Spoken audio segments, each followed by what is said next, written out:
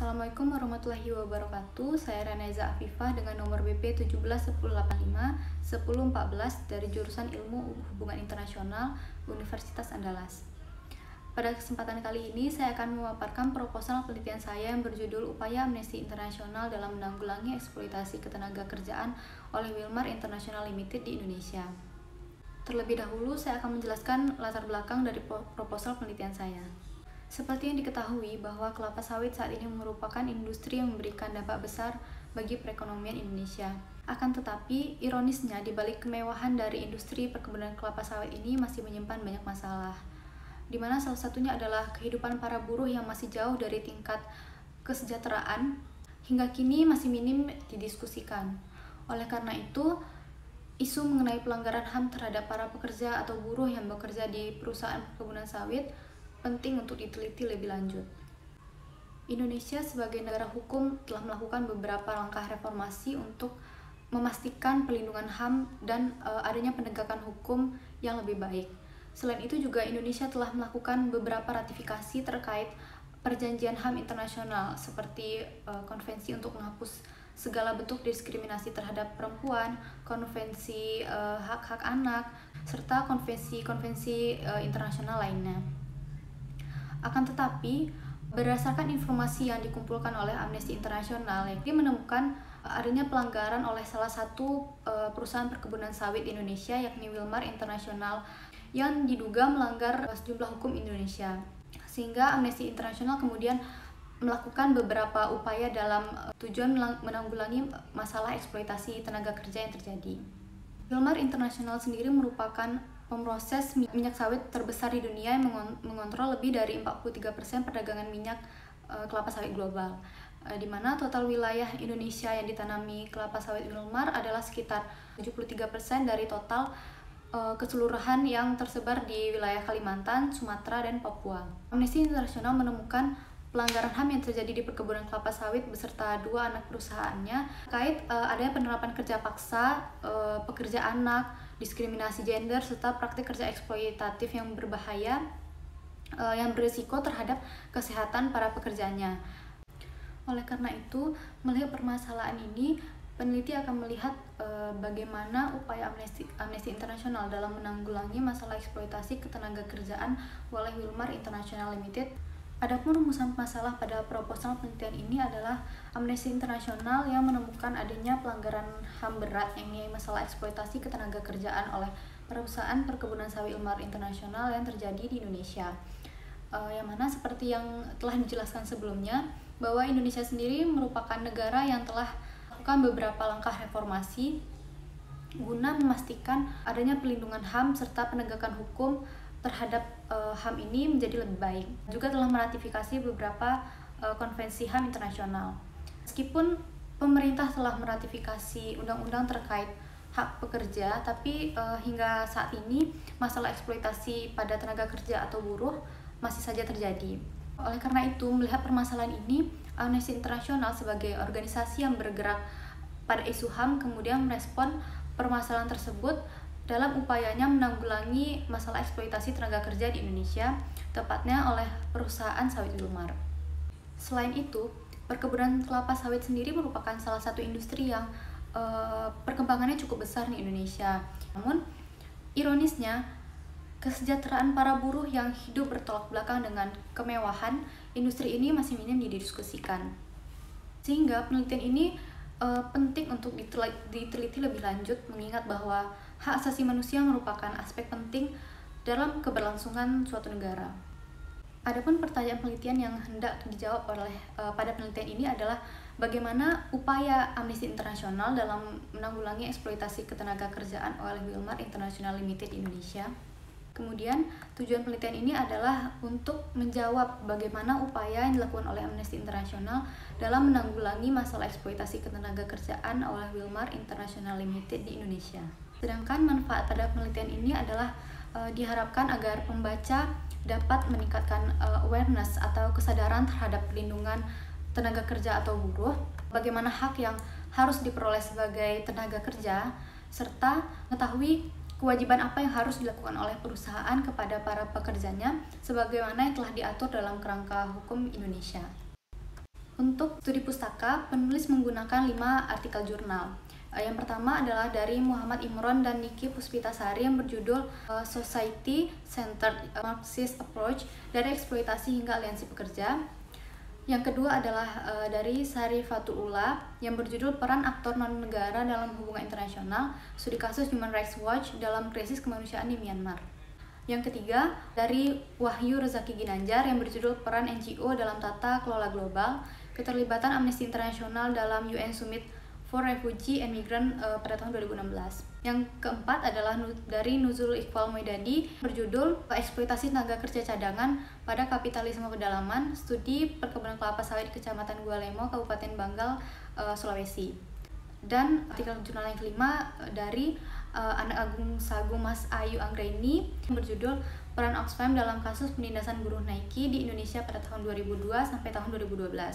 Konsep yang digunakan pada penelitian ini adalah konsep The Role of Human Rights Non-Governmental Organization atau HRNGOs dari Lina Marcikunte, yang mana konsep ini akan menjelaskan mengenai bagaimana peran yang dimainkan oleh Human Rights NGOs atau HRNGOs sebagai organisasi altruistik yang bekerja dalam upaya mencegah pelanggaran HAM maupun pelanggaran kebebasan, yang mana hal ini sejalan dengan tujuan Amnesty International sebagai NGO yang bergerak dalam upayanya untuk memperjuangkan hak asasi manusia agar dapat dinikmati oleh semua orang.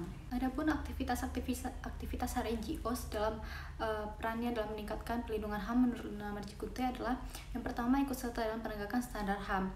Dalam menetapkan standar HAM ini, HRNGOs turut berperan untuk berkontribusi membantu menulis undang-undang maupun perjanjian, serta berperan sebagai ahli bidang HAM tertentu atau ikut campur dalam kasus-kasus HAM. Yang kedua adalah raising awareness, naming and shaming. Pada dasarnya, semua negara ingin dikenal sebagai negara yang beradab dan mematuhi standar HAM internasional, sehingga melalui strategi yang bertujuan untuk mempermalukan pemerintah agar dapat mengubah perilakunya. Strategi ini dilakukan dengan cara mengumpulkan dan menerbitkan informasi terkait catatan pelanggaran HAM yang terjadi di suatu negara. Yang ketiga adalah membantah situasi HAM. Dalam meningkatkan pelindungan HAM, HRNGOs turut berperan sebagai pengawas yang secara konsisten memantau situasi HAM di negara tertentu, di mana pemantauan ini membantu mengumpulkan data tentang situasi HAM baik di tingkat nasional maupun internasional. Upaya ini nantinya akan menjadi sumber informasi penting bagi pihak-pihak yang terlibat dalam masalah pelanggaran HAM tersebut. Yang keempat adalah mengumpulkan atau menyebarluaskan informasi tentang pelanggaran HAM. Seperti yang dijelaskan sebelumnya, bahwa HRNGOs terkenal karena peran mereka dalam mengumpulkan informasi terkait pelanggaran HAM demi menarik perhatian masyarakat luas mengenai pelanggaran HAM yang terjadi. Yang kelima adalah melakukan lobby untuk menegakkan HAM yang efektif dan melakukan advokasi. Pengumpulan dan penyebarluasan informasi yang telah dilakukan selanjutnya akan menjadi senjata utama dan upaya lobbying kepada pemerintah agar dapat mengubah kebijakannya terkait HAM. Selain itu, dalam perannya sebagai advokat, HRNGOs mencoba untuk mempengaruhi para politisi untuk kemudian membuat keputusan yang dapat mendukung pelindungan HAM yang lebih baik dan lebih efisien. Yang keenam adalah memberikan bantuan langsung kepada para korban. Selanjutnya adalah memberikan pendidikan mengenai hak asasi manusia. Pendidikan mengenai HAM tersebut dapat berperan langsung bagi peningkatan nilai-nilai HAM, karena orang-orang yang belajar mengenai hak asasi yang dimilikinya, maka hal tersebut akan menjadi pengetahuan baginya bahwa setiap orang memiliki yang namanya hak asasi manusia dan sudah ada hukum yang mengatur mengenai HAM tersebut. HRNGO sendiri telah menyebarkan informasi-informasi mengenai HAM secara umum. Jadi mereka menyelenggarakan kursus, menerbitkan publikasi mengenai HAM maupun masalah HAM yang terjadi, maupun menyelenggarakan acara-acara seperti seminar dan meja bundar. Yang terakhir adalah HRNGOs yang bertindak sebagai konsiliator. Karena pengetahuan HRNGOs mengenai situasi HAM dan reputasi ketidakberpihakan mereka dalam beberapa kasus, kemudian HRNGOs ini terlibat dalam rekonsiliasi dan proses mediasi, di mana biasanya mereka bertindak sebagai perantara yang bersifat netral, memfasilitasi negosiasi yang dilakukan, serta membantu menemukan solusi yang nantinya dapat diterima oleh kedua belah pihak. Kemudian metodologi penelitian, yang mana pendekatan penelitian menggunakan metode kualitatif dengan jenis analisis deskriptif. Dan batasan pada penelitian ini adalah dari tahun 2016 sampai dengan tahun 2021.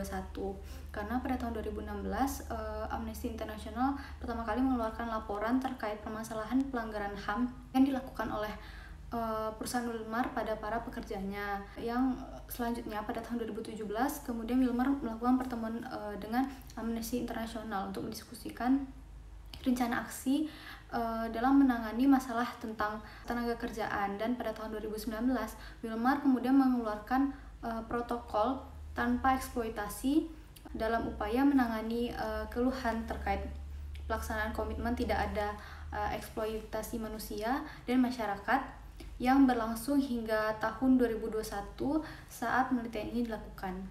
Dan unit analisisnya adalah upaya Amnesty International sebagai organisasi non-pemerintah atau NGO yang bergerak pada bidang HAM dalam menanggulangi pelanggaran HAM yang terjadi pada para pekerja di Wilmar International. Sementara unit eksplanasinya adalah eksploitasi ketenaga kerjaan oleh Wilmar International, di mana adanya eksploitasi ketenaga kerjaan ini menjadi alasan mengapa Amnesty International berupaya menanggulangi permasalahan pelanggaran yang terjadi.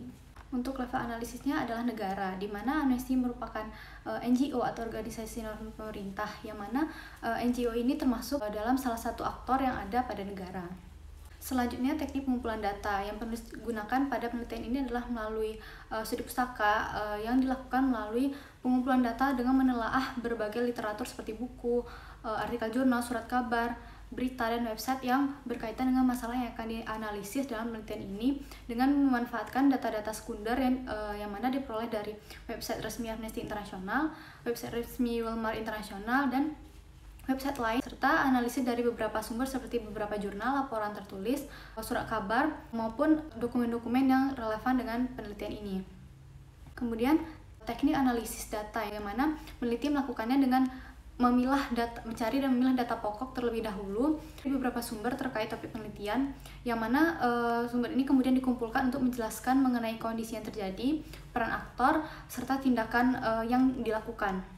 Data ini akan dianalisis dengan menggunakan teori dan konsep untuk menghubungkannya antara satu sama lain menggunakan konsep Human Rights NGO dari Lina Marsikunte yang akan menjelaskan mengenai peran yang dimainkan oleh HRNGOs sebagai human rights defender, yang mana peneliti kemudian merumuskan dan mengelompokkan indikator dari peran tersebut sebagai tolak ukur dalam menggunakan konsep HRNGOs untuk menjelaskan bagaimana upaya Amnesty International dalam menanggulangi masalah eksploitasi tenaga kerja oleh perusahaan Wilmar di Indonesia.